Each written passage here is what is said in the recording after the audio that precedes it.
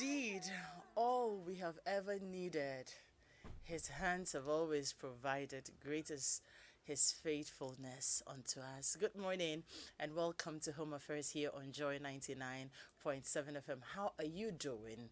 We are doing pretty well over here and pretty excited. I am like overly excited. You know why? Tomorrow is my birthday. Tomorrow is my birthday, so I am, overly excited. And let me also just wish Hannah or Dami. Today is her birthday. Hannah used to produce Home Affairs, and we used to do this together. So Hannah, wherever you are, happy birthday to you. God bless you abundantly. And if you're celebrating your birthday today, tomorrow, and even on the 28th, because it happens to be my daughter's birthday, and to you, Mr. Abaji, it's a birthday this morning. So yeah, it's our time, and we're excited, Mr. Abaji of Nafti. Happy birthday in advance to you as well. But well, this is Home Affairs. We're live on Joy Prime and also on Joy FM. And this morning, just by way of encouraging you and in the mood in which we are, we're saying that keep hope alive and know that God is faithful. Unless you don't engage him, unless you don't leave it in his hands. But if you ever do, then just know that he is faithful. Trust him, trust the process, and everything will work out for your good. We're still in the month of June, and we did say from the beginning of June that we're dedicating this month to celebrating our men. And indeed, we have had some very amazing conversations, We had conversations with the young men in the studio, and then for 2 weeks we had conversations with PG Sebastian, we had KOD, and we had Nathaniel Atto. We were talking about from their fathers to their daughters. It was a very, very good time. 2 weeks, very exciting conversations. And today we are crowning it with men's health. We say that your health matter if you're a man. We know most of you are always doing, macho is fine, I'm okay, there's nothing wrong, I will be fine, don't worry about me. But we are worried about you because we know that sometimes you are not well. We'd like you to take very good care of yourselves so that you can continue to be there for us, pamper us and take care of us, our fathers, our uncles, our brothers, our boyfriends, our husbands. We need you to be well. So today we have Dr. Che with us. He is a consultant urologist and a senior lecturer. He is with Kolibu. Hello, Dr. Che. Good morning. You're welcome. Yeah, good morning. We do this yearly, right? Right. So I see Dr. Che once every year. Oh no, but I will repent from here. Thank you very much. I will look for you beyond here. That's right. But it's always exciting to have you because then we get to throw lights on our men's health. Yeah. And like we always do, we don't usually come in to discuss any topics, especially so me, I am a man, So would like to hear what your challenges are. Would like to hear what the problems are, what you're feeling. That very reason you're refusing to go to the hospital, don't worry. Just hide behind the text message or the phone call. Is 055-1111-997. You can send me a WhatsApp message. Just send the question. We are answering them. That's all we are doing, answering your questions. And then the phone lines are activated right from this minute, 0302216541. We're taking your questions. We're running an in-studio clinic this morning and to answer all your questions. Let me just remind us that we have our Drive Safe campaign ongoing, and this is from the Joy News of the multimedia group, Joy News and the whole multimedia group, and we are supported by Toyota Ghana Company Limited. Toyota, superior quality. Avoid all distractions. We say keep both eyes on the road and hands on the steering wheel. Be visible and drive with your lights on. That's how you ensure your safe arrival. And Home Affairs is brought to us by Korba Payment App. Korba is spelled Korba. Our life simplified. As the show goes on, I will tell you a bit more about Korba. We also have conversations on the power of a tour by Adansa Travels and Kwame Eugene. There is something from Nutri Day yogurt for you. I will tell you about it and more from Korba as well. So stay tuned in, stay right here, and enjoy the conversation we have coming up for you. Now we have a lot of questions already, so we will get into them. Dr. Shea, are you ready? Very ready. Okay, great. I will send. Let's get into it already. This morning we are talking again about men's health. If you're just joining us, it's Home Affairs. We're live on Joy 99.7 FM, also on Joy Prime. You can interact with us on the phone numbers 055 That's our WhatsApp line 055 And then if you want to call into the show, it's 0302 216541. And because we are running an in-studio clinic, you can call in right away or you can send your messages. Don't wait till 7:20 because we may not be able to answer your question. Yesterday we posted these around. We asked people to send in their messages already, and indeed we have a lot of messages. So let me just get into the first one already. This one says, my husband had a back surgery last year. He takes medications daily for chronic pain. The last few months he seems depressed and has very little interest in sex. Could the medication or the pain be causing this? Any suggestions on how I can help him? Yeah. Thank you very much. So once you talk about back surgery, it means that we are talking about the nerves. And the nerves are very, very important for sexual function. So one of the evidence of even a back that requires surgery is that the urine is a problem, erection is a problem, or you're going to move your bowel in terms of constipation is a problem. That will then prompt the surgery to be done. So once you see that there's a weakness in the legs, it means that almost every part below that level is weak. From the bladder, the penis, everybody is weak. So the surgery is aimed at getting this corrected. It depends on how long the problem existed. Because the nerves takes a long time to recover. If you had a back pain for a long time before we did the surgery, then the recovery is slow. Sometimes we never even get it back to the original state. So it could be related to the previous disease that led to the surgery at the back. Normally, we do the treatment with the vitamins and the nutrients, things that will help the nerves to regenerate. They have their own mind of their own. But we hear about vitamin B strong, we hear about Renef. There are a lot of medications around to be able to help. Most of the time, multivitamins and eating well and everything else. But beyond that, we can give medications to support the erections. So that can be useful. So sometimes it's psychological. He's not able to perform. And so he feels a bit depressed. So once you're able to at least help kickstart the issue, whereas that this depression may go away. So yes, we continue to cause the nerves to regenerate. But one or two medications here and there to support the erections may let him get his confidence back and maybe get back. I see. Could age be a factor? Age could. From this story, it looks as if I will go much for the back. Because you may even be very young. But once the nerves are being compressed at the back, and when the surgeons decide that it is time to do surgery, then it's quite critical. I think that's where it's coming from. But it will recover. It's just a matter of patience and time. Great. I like the way the women have taken this into their hands and are asking questions on behalf of their husbands. Because we know our men will always act macho, but it's important for us that you also pay attention to your health. This one is also from a worried wife. She says, I noticed my husband recently started scratching his testes a lot lately. He would unconsciously squeeze it oftentimes in the day as a way of scratching it. What could it be? Number 2. Okay, we'll do that one and then we come to her second problem. Okay. So scratching, the scrotal area, it's like scratching anywhere at all in the body because of one infection or the other. Because the scrotal skin is part of the whole body. So you scratch your back, you scratch your hands, you scratch your scrotum because it is all part of the skin issue.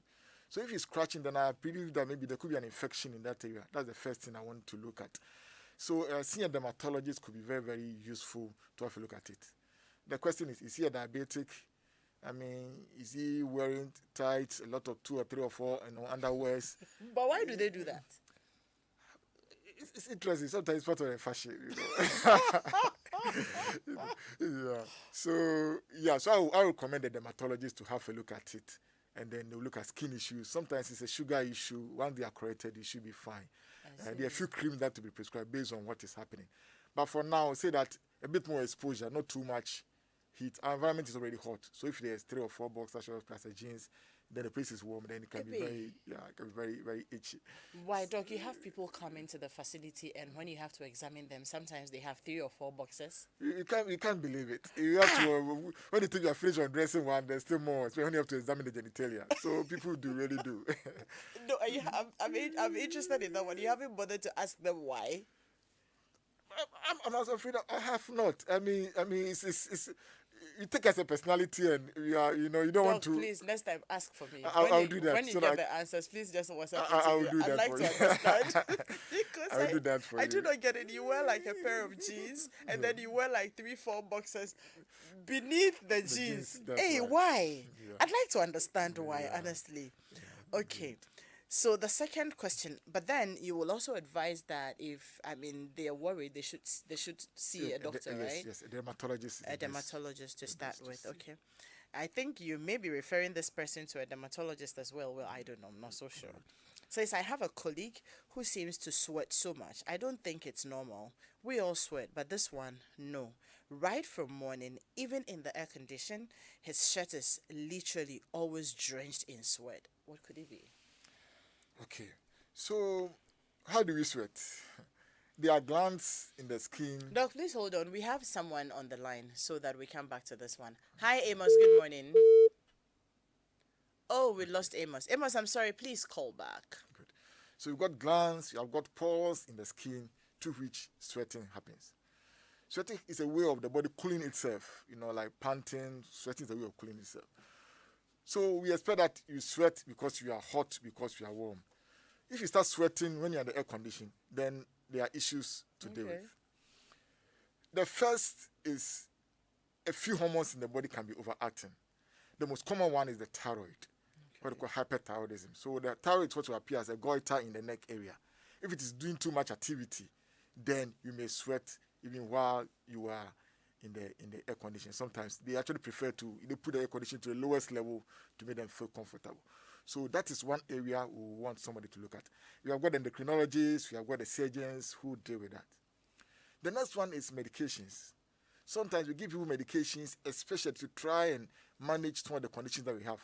Either erectile problems, testicular problems, fertility problems, or prostate problems.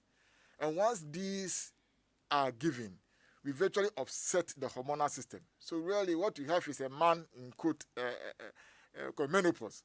In other words, what we are seeing is an evidence of a man whose hormones have been deranged in one way or the other, either because we have introduced some chemicals into the system or because of one medication or one particular problem or the other. So it's good to talk to the man and understand what the issue.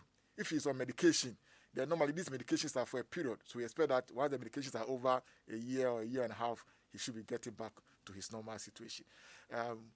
But if it's something that has been persistent, then we want to look at the thyroid and then we can look at it. Of course, there are other things that can trigger it. Is it taking a bit of coffee? Is it other issues?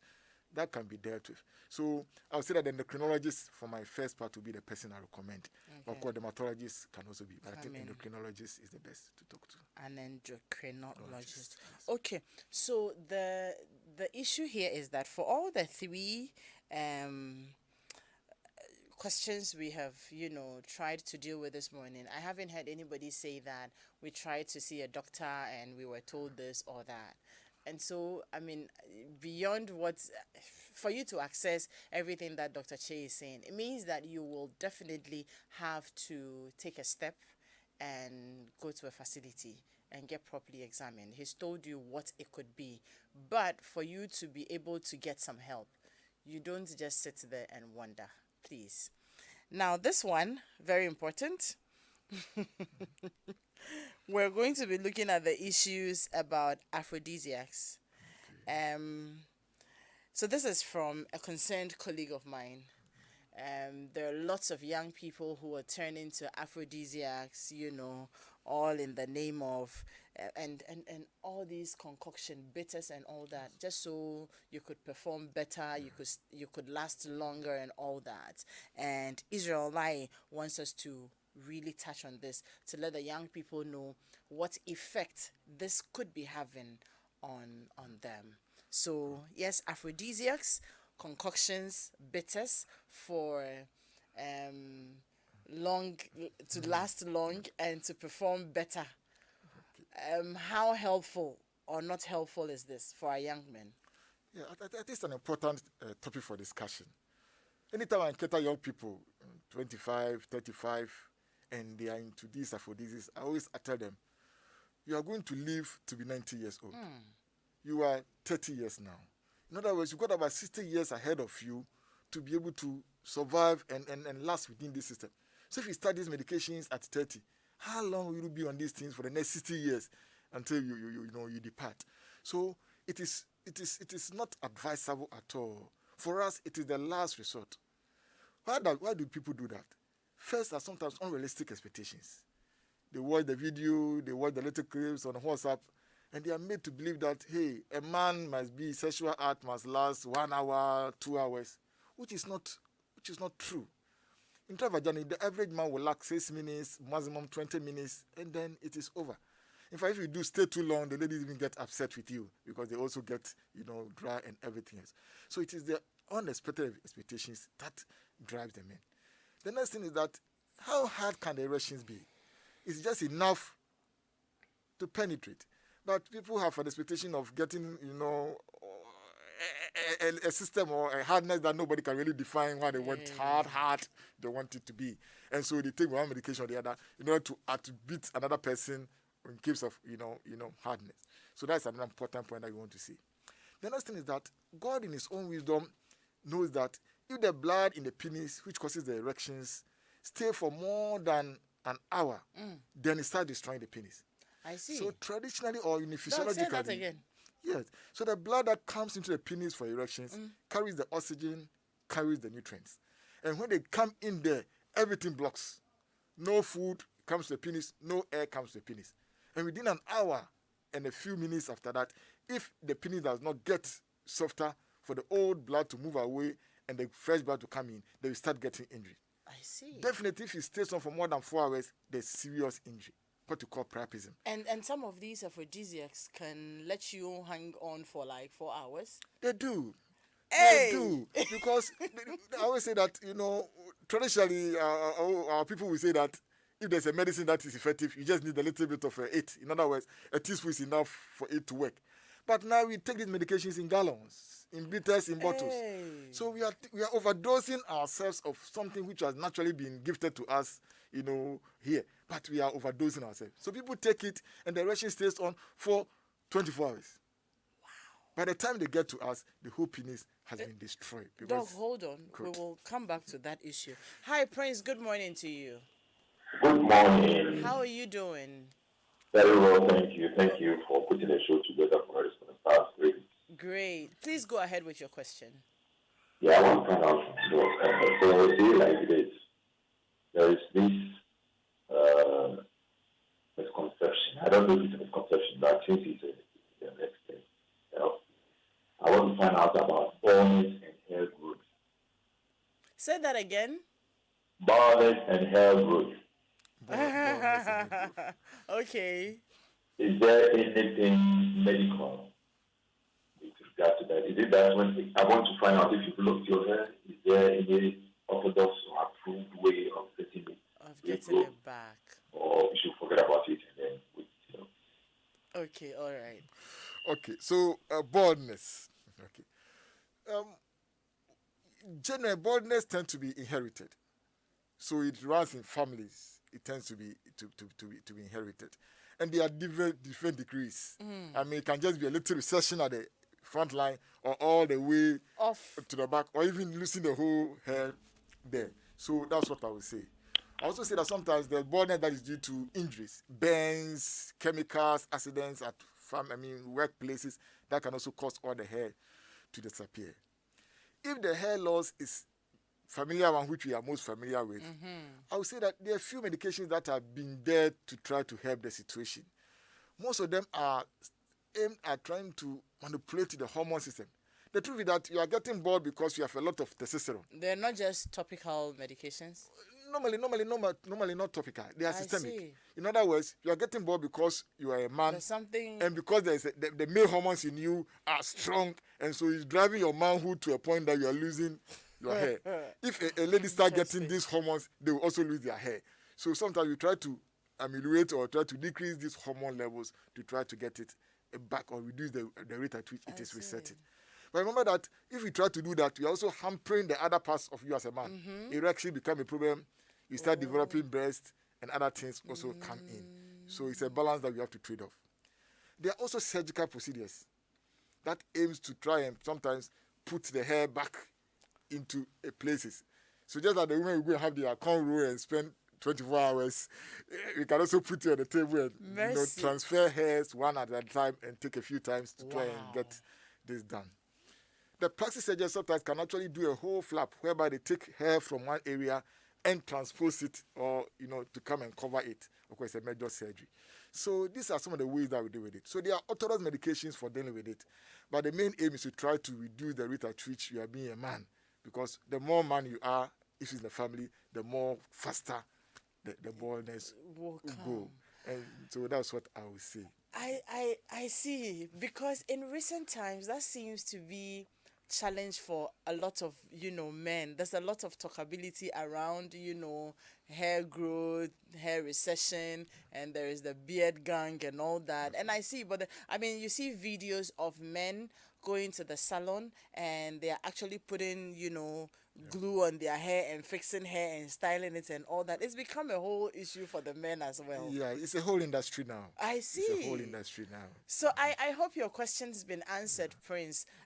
We'll come back to the issue of the aphrodisiacs. Yes, but Amos, hi, good morning.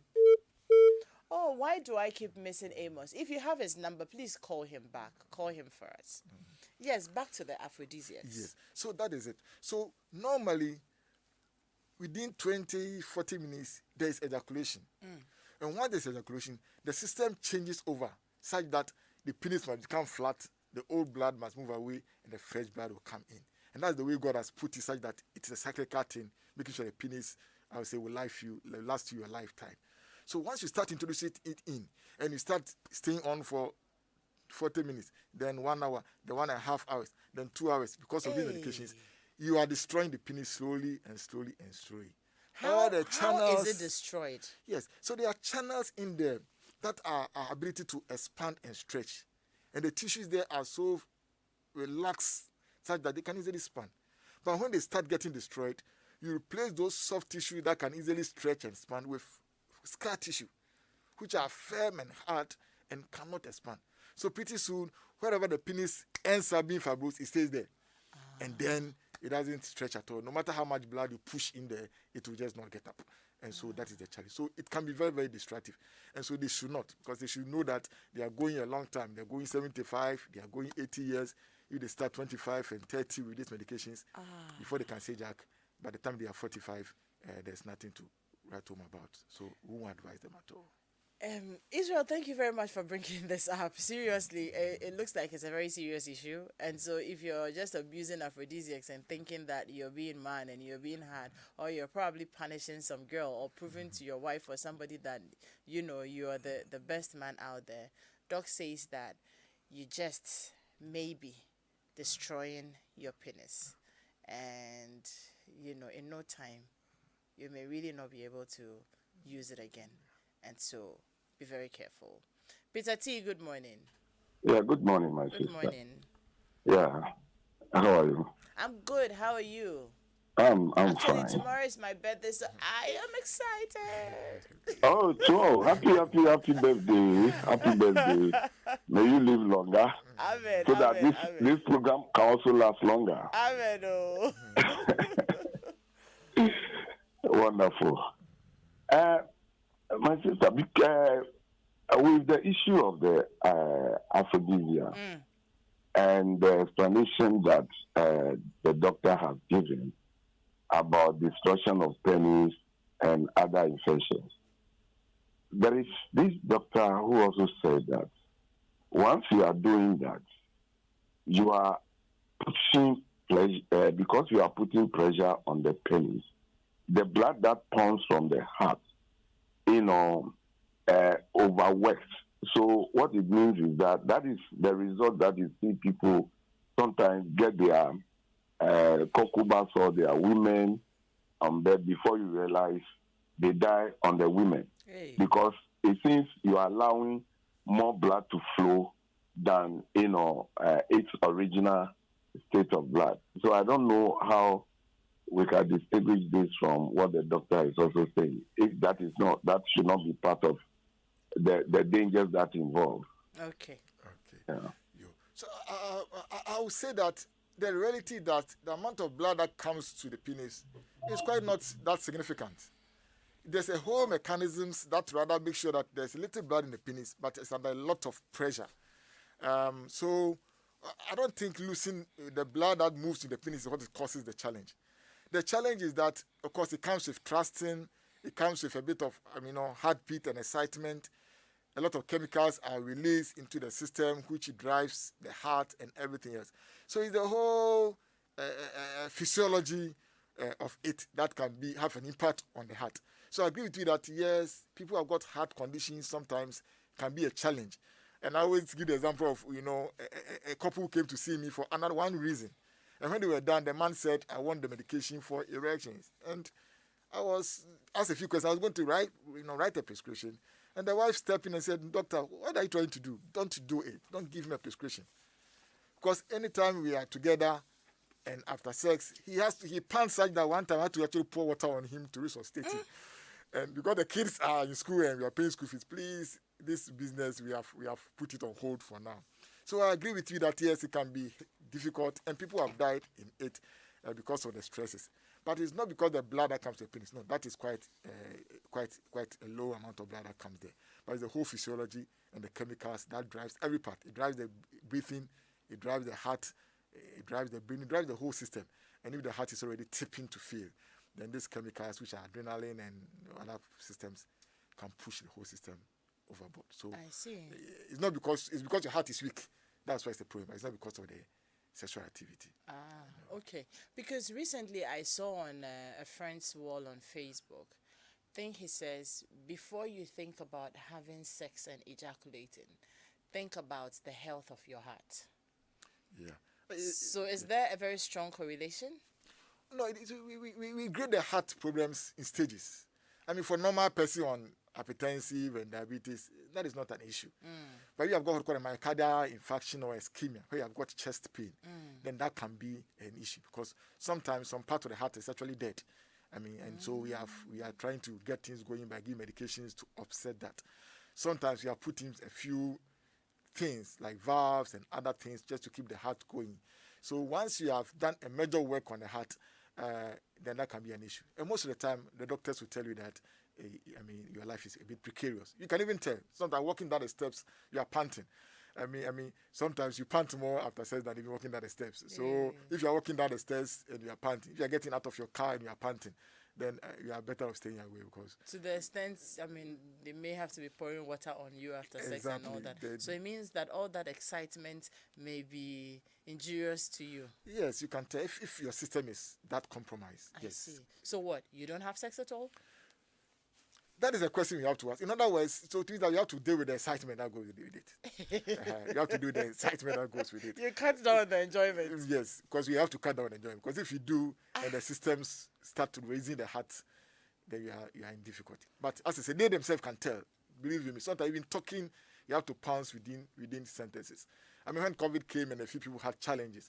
One person told me that, his wife asked him to stay away because even drinking water comes with a problem. You almost gasping to drink water. And how do you get close? For him, he thinks I should be able to help the situation. I should make my wife feel that I'm still around. I'm not dead yet. But drinking water was even a challenge then. Because thank God he's doing very well and he's covered. Let me talk to Kwesi because I have another question, a follow-up question on this one. Hi, Kwesi. Good morning. Good morning. How are you? I'm good. Okay, and happy birthday in advance. Thank you. Adam, I want to ask doctor. I'm 45. And I have a small penis. And it's worrying me.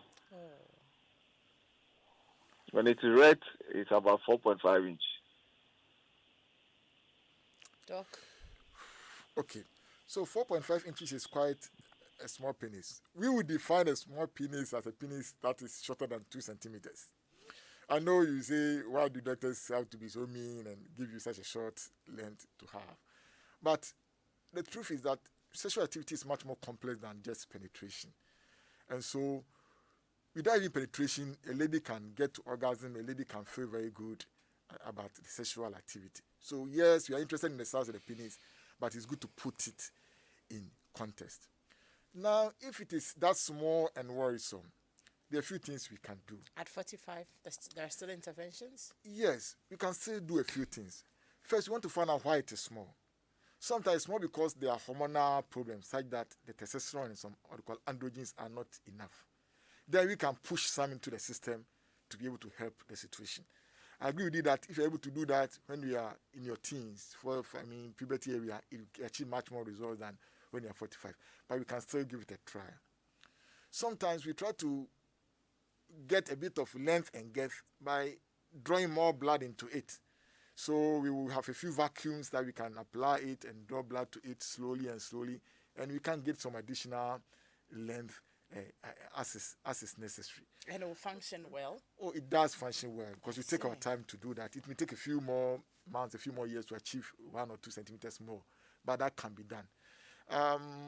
These are important because then we are looking at fertility, we are looking at children, and then we do that way. But otherwise, then we can actually put things in there. Implants, sometimes you can even raise some muscle somewhere to augment it. But when you do that, then the issue about fertility may be compromised. So you may go to talk to a doctor to look at it and see it. But there are a few people too that they say it's small, but sometimes we get into a bit of comparison.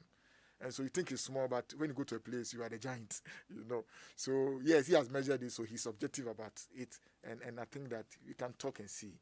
But psychological help is also important so you can get your self-confidence. Yeah, well, just give me a minute to come to you. But Doc, I mean, we've had conversations around this. You have friends, we talk about these things. And sometimes they feel like when doctors tell you that, like you just said, sexual activities are more complex than just, having an erection and penetrating. They feel they're just being patronized or just trying to let you feel very good about yourself because deep within you feel inadequate as a man. Because you look at the size of what you have. And of course, if this is somebody who has been to the boarding house, you have bathed with other boys and you know what other people are wielding, and this is what you have. They feel like it's just something doctors say for them to feel good about themselves. And then they are denied whatever intervention there may be because the doctor tells you, don't worry, it's just how you use it. And they're not too happy about that. Chew on that. Let me speak to Yawa and come back. Hi, Yawa. Good morning. Good morning. I have a little problem here. About 2 years ago, I noticed that the quantity of my husband's semen or sperm has reduced. Let's say if after intercourse, if whatever I have to clean is about 10 ml, now it has reduced to about 5 ml. I don't know if you get me. Yeah. Is there something to be worried about? Because I've complained once and he brushed it aside like it's nothing to be bothered about. Is there anything about fertility? Are you trying to make babies? Yeah, my doc is asking, are you trying for babies? Yeah. Okay, good. Thank you very much. So I think we need to have a much more comprehensive assessment of him. So what makes the water? The vast majority of the water comes from what they call the seminal vesicles and the prostate. The testis itself that produces the sperms, it just drops a little bit drop in it. I always say that drop a little bit of milk as we're going up into the the cup of tea. So the vast majority of the water is actually from the other systems. Now these accessory systems are driven by the testosterone and other factors. And they can get dry by one medication or the other, including the marijuana and other things that people use. In other words, social things can also dry it up. So we need to talk and see what the issues are. If the hormones are low and the sperm count is low, then there are things that we have to look for and try to be able to solve it. The volume we expect normally is at least about 1.5 to 2.5 mils. So if you are able to get 1.5 or let's say that's normally 2.5 mils, then that is adequate. And that is adequate. So, yes, people have 6 mils, but the amount you need by our principle is just about 2.5 mils. And that's enough to be able to make a baby. So, when you do a semen analysis, one of the things is to measure the volume. So, even though she may subjectively think that the volume is small, if we catch it, normally we catch it with a condom. If you catch it, or we catch it into a container, if you catch it and the volume is 2.5 mils, then we are quite happy about the volume. But it's good because it's fertility issues. It's good to talk about it in its totality. So they may need to talk to a doctor about it. But low volume does not necessarily mean that there's a problem. I must say that people may have had surgeries around the area, especially in the prostate area. If people on medication to help the urine flow, all this can affect the semen volume. So that sometimes not all of them come out. Some of them go back into the bladder. And after sex, when the men go and urinate, you see a lot of sperms in the urine as well. So there are a few things. His age, medications is on, surgeries he has had, bodybuilding medications is on. All these things can be factors that can be affecting the volume of the semen. So if you talking to a urologist, we can be able to find out what the issues are. Sometimes just taking 1 or 2 things out of the normal life activities will bring the volumes back. Yeah, well, I hope your question got answered. Ultimately, you should be speaking to a doctor. Joe is on the line, and then when we're done speaking to Joe, there were 2 more questions I had to ask. I'll come back to ask them, and then we get back to the phone lines. Hello, Joe. Good morning. Yeah, good morning. Hi, good morning, Joe. Good morning. Please go ahead. Yeah, please, when are you going to discuss nagging wives? It's really killing our libido. When are you discussing nagging wives? Nagging wives are killing your libido. Oh, is Joe gone? Oh, too bad. I wanted to engage him a little bit on that. Yeah. Don't worry, we will find time to discuss nagging wife. I hope you will be my guest. Okay, Doc, one of the questions I was, we're talking about, okay, we're talking about, asking you how men feeling like feel about the you say that you just doctors just say those to make them feel good, but deep within them they don't feel good about it, and they also feel these things are said to them just so they are not helped if there are any interventions at all. So it's first to know yourself. I mean, the first time you encounter a man or a boy of a penis being small, they always brought by either they are their mothers or their grandmothers. Because they actually notice that no, compared with the other siblings, this my boy's penis is relatively small. So yes, it's an issue that we have to deal with. But one of the questions I've always asked, especially if the mother brings them, is to ask them, what is the size of daddy's penis? And then they go smiling and said, okay, I understand. So it's genetic to some extent. Well. So if in a family the penises are small, you don't expect to get any large penis because you are from that line, and that is it. So the first is to understand the general situation. Yes, you may see some other siblings who have taken on from their uncles and they are very big, but if you take from daddy or if you take from an uncle who is small, you are likely to be small. So it is important that we talk about it. Yes, we have to listen to you. That's why we have tried to research and understand why it is so. Because people come to us with that challenge, and they do that. And then we are careful about what we do because ultimately it must function. If you have got a penis that is 80 centimeters long or 1 meter and it's not functional, then you are better off having your 2 centimeters, which is in quote functional. So while we want to help, we also want to make sure that we don't create undue difficulties that now you lose the penis altogether so far as its function is concerned. So yes, we will have to talk to you about it. We have to encourage you. But sometimes it's because you have been born with it and very little we can do. And sometimes when we decide to push in the chemicals, we can do that, but the other side effects come in. There. So we need to talk and then we trade off so that when we start a process of enlargement, you can understand. Now, let me quickly ask this. So at what age is it appropriate or is it best to have any intervention at all, if there must be? We will say that you must enter the puberty and have a bit of the pubertal spikes. So we will look at it probably 14 and 15 is a good idea. Because from our 11 to 13, 14 years, there's a natural increase in the male hormone levels, and so there's a jump, in fact, a leap jump of the size of the penis. So pretty soon the penis is in good shape. If you introduce anything too early and the natural one adds onto it, then it becomes another problem for the person. So allow the natural things to go. We have learned a few lessons. Previously, we were putting in testosterone as an injection.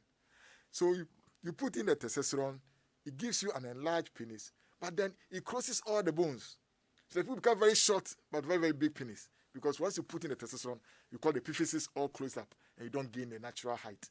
But there are a few things we have that when you give you, it goes to a natural cycle, it gives you the enlarged penis and you have your normal height intact. And these are available injections that we can do normally every 3 weeks or every 2 weeks. And they are available and that's what we use. But we will target people who are between 14 and 15 years. Then we know that great. They've gone to the spikes. Great. And then we're talking about the enjoyment bit as well. Yes. So I want us to answer this because a question that somebody sent in, that does it mean that when you have a heart problem or you've been diagnosed with any of the heart diseases you talked about, you shouldn't necessarily ejaculate? Not necessarily. It's important to put in the degree of the heart injury. And so that's why probably it's good to ask your physician, your cardiologist, because he can be able to tell you about the grade or the type of disease that you have and how detrimental stresses can be. We talk about exercise. People go jogging and they drop dead. We talk about the best thing to do is to play football. People play on the field and they collapse, drop dead because of one or two conditions of the heart. And each person's heart condition may be different. The average person with a heart problem can have normal cells, and in fact can be a good exercise to keep the heart going. But if it is beyond some level, then it becomes detrimental. But I will say that the cardiologist will be the best person to say. Tell you. Yes, because you can just have a little pain this afternoon, and that is not to keep you from sex for the next 3 months until they give you clearance. Wow. Because somebody may also have had a heart problem for the past 60 years, and he still can go ahead to continue to have his sexual activity without any further compromise to the heart. So cardiologist will be the best person to answer that question. Okay, great. So don't just sit home and wonder. You should be talking to your doctors, because we're having these conversations essentially also because we want to keep building our homes. Men's issues, women's issues, they cause a lot of problems in our homes. So it's important that we have these conversations, see the interventions there are, so that we will continue to have a lot of peace and a lot of enjoyment, if you like, in our homes. I have Daniel on the line. Hello, Daniel. Good morning to you. Good morning, Adam. Yes, good Hello. morning, Daniel. Please go ahead. I just want to find out 2 questions quickly from the doctor. What are the signs and symptoms of a man getting prostate? And then secondly, I have 7-year-old daughter who can speak good English but cannot put it into writing. Thank you. Say that again. Say the second one again. Hello? Yes, Daniel. The second question. Could you repeat it? 7-year-old daughter who can speak good English but cannot put it into writing. What do I do? Okay. So for let's start with the prostate. So generally, where is the prostate? The prostate is right below the urinary bladder, and the tube that connects the bladder outside, what we call the urethra, passes through the prostate. So anytime the prostate is enlarged or is diseased in one way or the other, one of the first symptoms you have is difficulty with urination. That means you are pushing to urinate. When you urinate, you don't feel you have emptied it well. When you want to go and urinate, it takes a bit of time for the urine to start flowing. You get up 2 or 3 or more times at night to urinate, and anything less than 2 hours, you feel like going to urinate. Then we are saying that you are developing a prostate problem. So that's at the first time. Once it gets more severe, then you get the constipations, you see blood in the semen and other things, then even blood in the urine. Then these things come in. For now, we will say that don't wait till you get these symptoms, because they are for us the opportunities to get it checked. So once you pass the age of 45 or 50 years, once a while, just pass the doctor, polyclinic, and just tell them you want to see whether your prostate is good. Because I think that's the way to go. And then they will discuss with you and tell you what the next steps can be like. But anytime you are not too happy with the way you are urinating, as a man and you are about 40 years, then the prostate is something to consider. Okay, great. But the second part of the question, are you able to Yes, provide so any advice? it's good that probably the child is maybe to talk to the pediatricians. I mean, there are a few people that cannot write. I mean, as a problem, congenital problem. 7 years. If he says cannot write, can he write A, B, C, D? Can he write a boy and girl? Because you must also know the age, the class, and what is expected of them. I mean, I met somebody who was almost, in quote, 11 years, and he was supposed to be in a class for 15-year-olds. And you are pushing the person rather too fast. He's maybe smart, but I mean, there are a lot more that goes into making up somebody in educational setup. So 7 years, what class is he? Are we asking too much of him or her? I think that she maybe talk to which school she is, talk to the proprietor who have got through education. They'll be able to help understand the issue and maybe place them well. Maybe he's been overplaced where he is, and people are doing that. People are overplacing their children, and the children are getting psychologically traumatized. I was just going to say that children learn differently, and they have different abilities. And so if it's becoming too much of a challenge for you, you might want to see an educationist who is really specialized in, child education. And then, like Doctor said, you also might want to see a pediatrician. They may have some advice on what defects your child may have, and then they begin to aid you to correct it. But don't stress too much.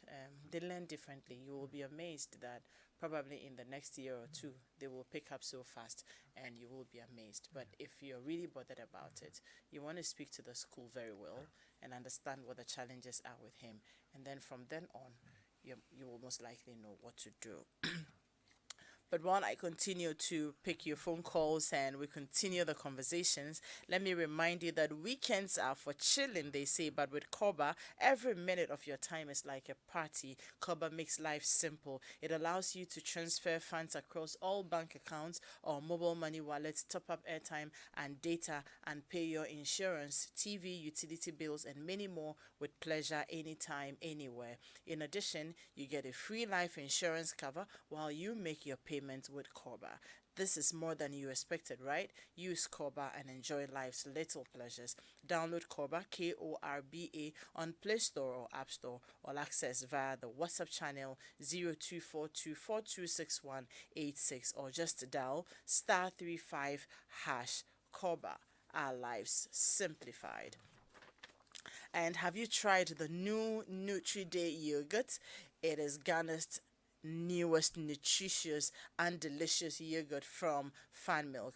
Nutri-Day contains zinc to support your immune system. It also contains vitamin A and B12 for good eyes and mind. Nutri-Day today.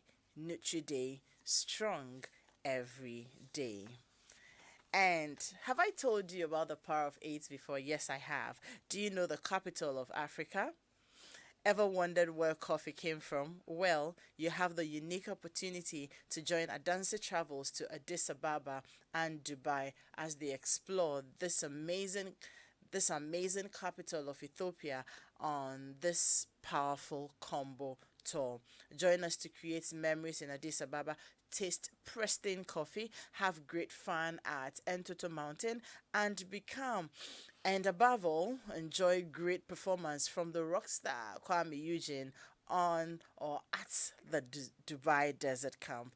This amazing stress-free trip is for only 8,000 Ghana cedis, and it covers your flights on the Ethiopian airline 4-star hotel Dubai, visa, meals and tours, plus free COVID-19 health insurance and safety kits. Book now at www.dansatravels.com or call them on 055 6310 404. Number again is 055 6310 404.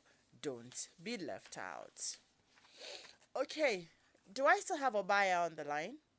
Obaya is on the line. Oh, Obaya, good morning to you. Good morning. Great. Happy birthday in advance. Yes, thank you very much. Please, mine is my husband. He loves sex. I mean, he loves it.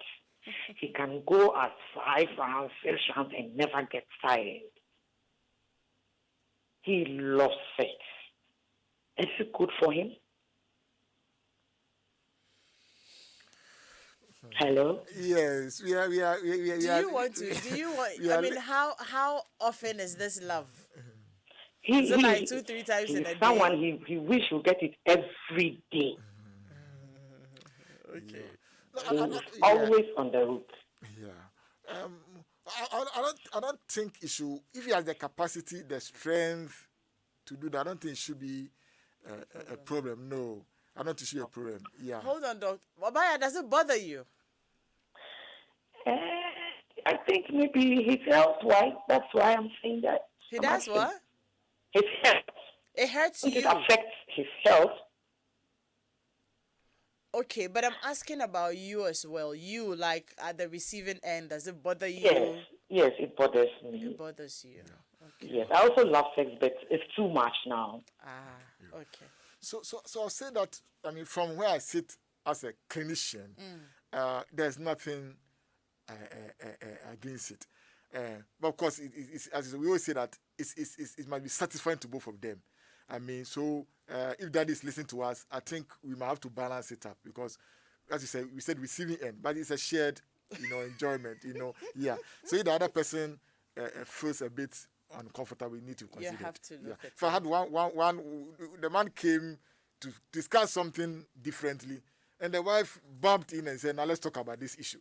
You understand? And he said, and what did he say? He said that he thinks that the man is using her for her physical exercises. So I should advise the man to look for another gym or something else to do the exercise. But he feels that that is it. And some of the men, I mean, probably I should say it. One of the things that we know is that a bit of sexual activity can be a bit protective for prostate diseases. That there are research to support that. And some of the men, based on that concept, decide that they are using their wives to manage their prostate, as one woman said. Talk to him; he's using me to manage his prostate. We won't advise that because it's a shared responsibility. I think the family need to talk. I mean, he has the capacity, so we can't begrudge him, but I think they need to talk. Great. Yeah. So I did say that this conversation is just so we can actually better our homes. So Doc has said it right. You two will need to have a conversation. It shouldn't be just about him, especially so when you are bothered. Fatigue was certain. So you two need to have a conversation. All right. Someone sent in a very interesting one. Says that, why do men put on weight at their stomachs? My husband tries to lose weight, but his belly is very slow to go down. He doesn't drink alcohol.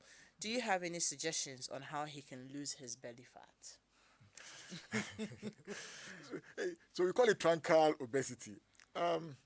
It's interesting. It is part of the aging process for a man. So while the women talk about menopause, when we talk about andropause, one of the features is getting the fat redistributed into the belly area. The reason we are not too sure, but there are a lot of research that shows that if your fat in the belly area is a bit too much, it has cardiovascular and other effects on your survival. So it is something that happens because we are getting andropause, we are getting older, but it has also been shown that it correlates with difficulties with the heart and other survival issues.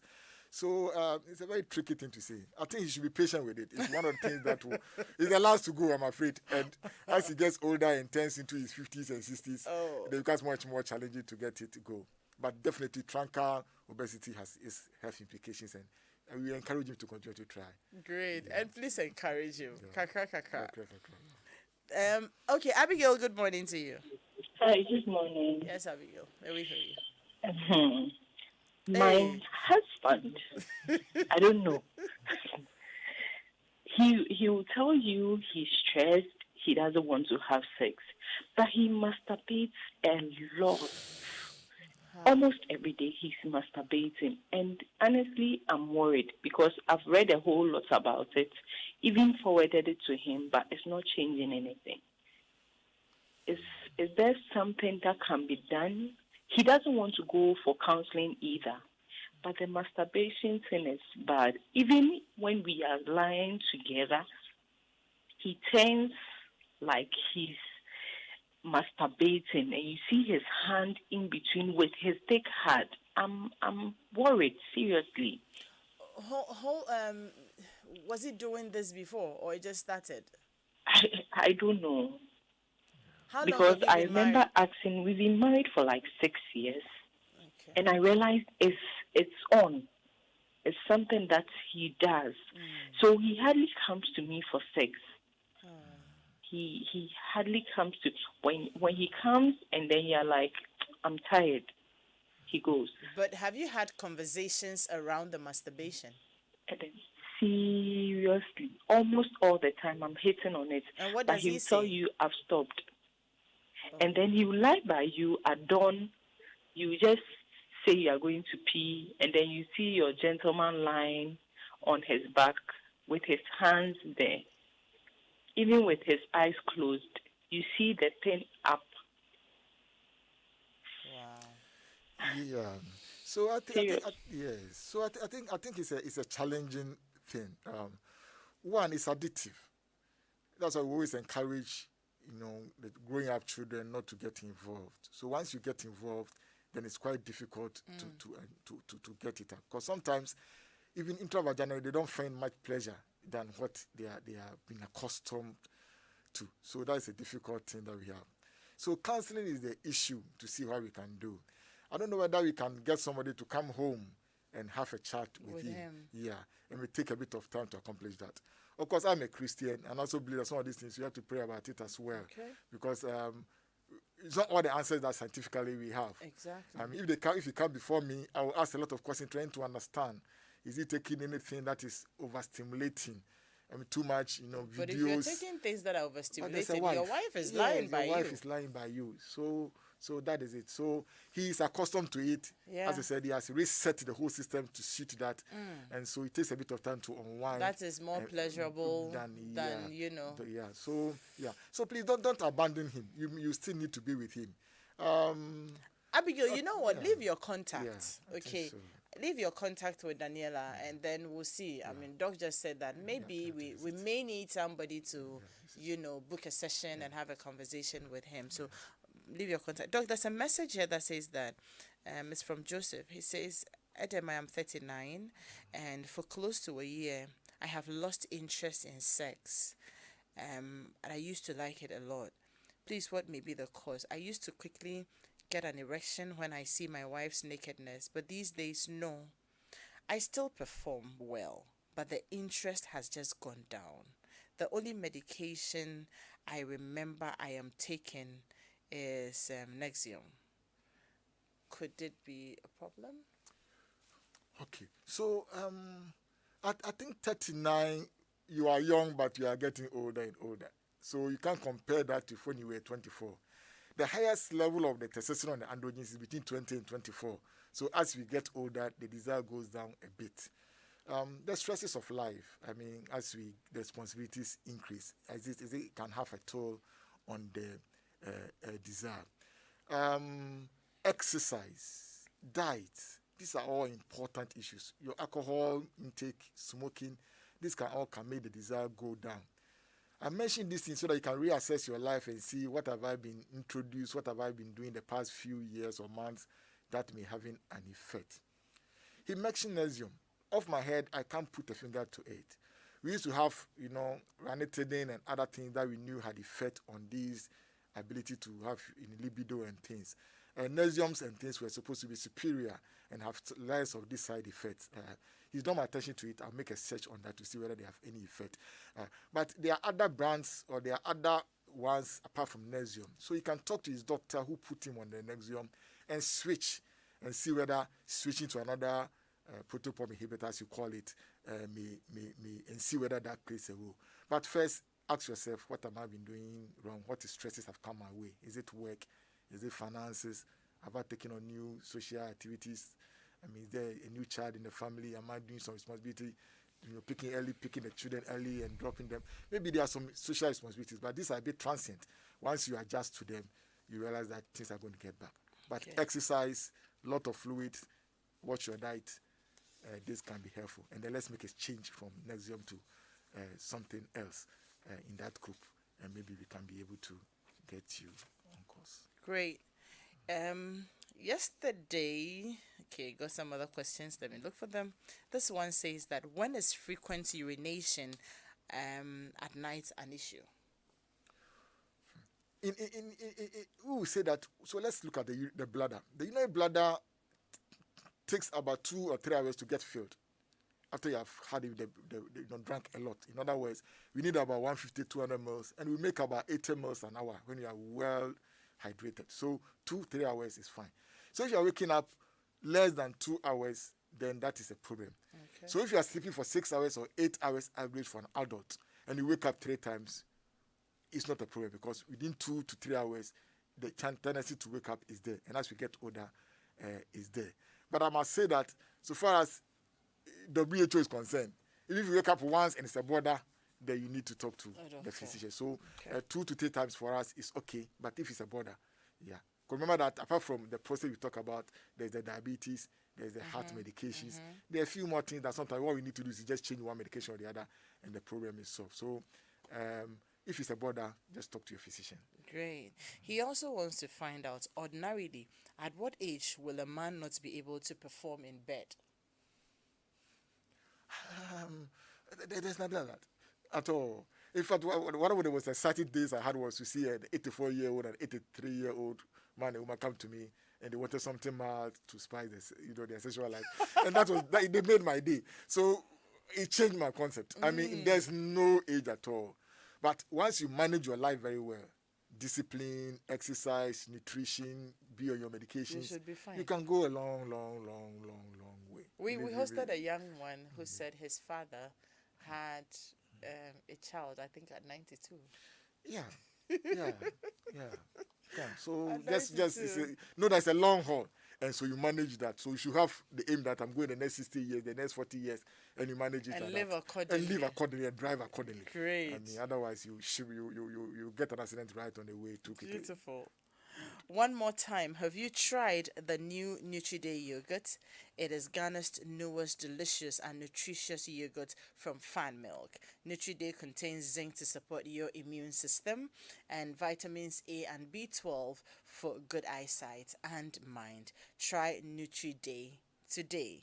NutriDay, strong every day. Now I have, let me ask this one from... He says that, is it true that men always have problems with their eyes while women have problems with their mouths in a relationship? I don't know if this is a question or not. Well, let me put it this way. One of the sources of our erection as men is equally psychogenic. From the and what we see. It's a lot of influence on us because it's one of the ways in which we get our erection. In fact, the significant way. And so, yes, we have a problem with our eyes, but I mean, we are supposed to put it under control and be disciplined. So, yes, it's true. We assimilate a lot through our eyes. Our limbic system, which drives our sexual life, is powered by the eye, primarily. And the other things support it. So I agree with you. Somebody just talked about the nagging wife, so maybe the nagging wives are causing problems. Yeah, he says it is killing their libido. We need to look into that. We need to look into that very quick. Okay, so let me also remind our listeners and our viewers that there is going to be census starting from Sunday, so you look out for that and follow our news. We have all the information, everything you need to know. Follow us, and then you will get all the information. So you stay here on Joy 99.7 FM, Joy Prime. Also on Joy News, you get all the news, and then My Joy Online as well. We have all the information for you. Again, we will be wrapping up on the show very soon. Today at 12:15, Showbiz will come your way. There won't be Sports Link, but Newsfile will come off at 9 to 12. Weekend City Show will come up right after Home Affairs. And then at about 4 o'clock, the team will take over with the Euros. That's how our day is going to pan out. Tomorrow, Springboard, for instance, is going to come to you around 5 p.m. to 6 p.m. because we need to make time to, run commentaries for the big match ahead. Please, I want to know the main cause of premature ejaculation. This is a whole session. This is a whole session, Doc. I don't know if you can just give some tips in just a minute or two, then we can wrap up. Yeah. So I agree. I think that one of the main causes is that if the erections are not strong enough, you can get premature because the men need to be able to gauge what they are doing. And if there's not rigid enough, then we get this premature. Infections around the area, prostatitis, infections around the area can also predispose to premature. And then, stresses around can also do that. So there are a few things that can cause that, but it's easily managed. Okay. Easily managed. So they should just. It's not too much of a problem. Yeah, but you should define it properly. That's less than 6 minutes intravaginally is premature. So if you can stay up to 6 minutes by our standards, international standards, then you are doing well. But if it's less than 6 minutes, then we would find it as premature. 6 minutes. Yeah, exactly. I know the Ghanaian men, women do not agree with that, but you have to make room for other races as well. 6 minutes of consistent thrusting is a lot of work. Oh, that's the first. So when you said they are doing well, I think yes, they will be doing well. That's the first time I've seen a compliment of 6 minutes. Anyway, there are lots of birthday messages. This one is to Phoebe Erekwa Ishan of St. Benedict's school, Dansoman. She's 8, and this is from your dad, Felix Eko Ishan, and your mom, Georgina Miranda Ishan of Dansoman. Happy birthday to you. To you, Ifua Oredu, happy birthday to you as well. Your birthday, you and I celebrate our birthday tomorrow, so happy birthday to you, little girl. And then to you, Hannah Odami, happy birthday to you. Sarah Kunto, Miss Sarah Kunto, happy birthday to you as well. And I know you lost your dad. God comfort you. That's all I can say. Mr. Odami, Mr. Abwaji, Monday is your birthday, 28th. Happy birthday in advance. And also to you, Demel Kekeli Night Day, 28th is your birthday as well. Happy birthday. And to all the birthday celebrants, if you celebrated your birthday in June, just know that you rock, like you're very special like that. No other month. Oh no, let me not say that. My other children will be very upset. Doc, your final words. We will see. We'll have a conversation with you beyond here to find out if we can still have you for another weekend. Because all the questions, we haven't, we haven't tackled them. So we'll see if you are able to. Otherwise, we will find some other time. But your final words, so we can wrap up. Yeah, so I think it's good that the men are speaking up and the women are speaking for them. I would say that there are a lot of doctors around. Now, because of telecommunications, people consult. Doctors, if you don't have opinion, they can easily put in a call to one doctor for an opinion. So just approach a facility and you'll be connected to whoever has the specialty to be able to be of help to you. But don't stay at home. Do not stay at home. Don't be macho about your health. It's important. Look at the issues that the men's health problem, the men's health. What am I even saying? Look at issues that men's health is causing in homes, and so please take care of your health. And I am very happy and excited about the fact that women are concerned about their men's health. Let's take it up. They don't want to do it. We will be concerned for them. We will drag them to the health facilities. We'll ask all the questions on their behalf, and we will ensure. But when you go forcing them, there will be problems. So you need to find ways of making sure they get the message and, applying. But men's health matter, and we will continue to drum that. Doc, maybe we shouldn't wait to do this once a year. Yeah, maybe every quarter. We should find time every quarter to talk about men's health. It's important, especially the issue about the aphrodisiacs. That's my take home today. If you have a brother, a friend, if your husband is taking aphrodisiacs, tell them more. There are people who still are active at age 90. And so if you're 35 and they're doing aphrodisiacs, you should know that you have, this looming trouble.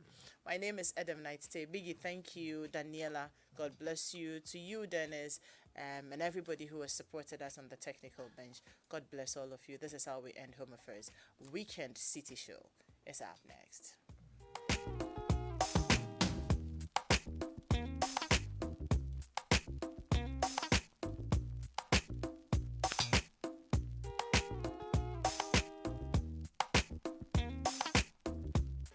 Babe, will you please let me pay on this date at least? No, love, don't worry. I've got this. No, I am paying. I am paying. Let me pay. No, I'm paying. I am paying. Let me pay. Now you can look forward to making payments because with Visa, you get 10%